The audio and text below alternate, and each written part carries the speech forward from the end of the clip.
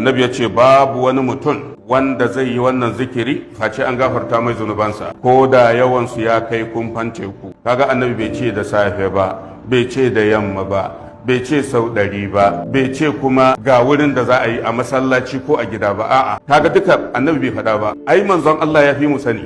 Idan a ce wannan zikirin yana buƙatar a san waje da annabi zai faɗa. Tunda kaga annabi bai faɗi lokaci ba, bai faɗi adadi ba, bai faɗi waje da za a yi ba, amma ya faɗa mana zikirin kuma ya faɗa mana ladan. Ya ce komai yawan zunubinka Allah zai gafarta maka.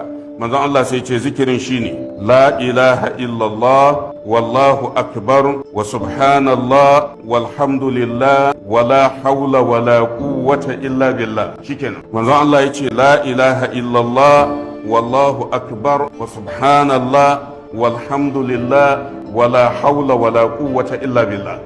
Annabi yace in kai komai yawan kumfan zunubinka ko da ya kai yawan kumfan teku Allah zai gafarta ma. Kaga wannan yana cikin me al-azkarul mutlaqa. Saboda haka wannan ayar da Allah yake cewa ya ayyuhallazina amanu udhkurullaha dhikran kaseera, ya ku waɗanda suka yi imani ku yi zikirin Allah zikirin mai yawa. Wanda zikiri ake nufi wannan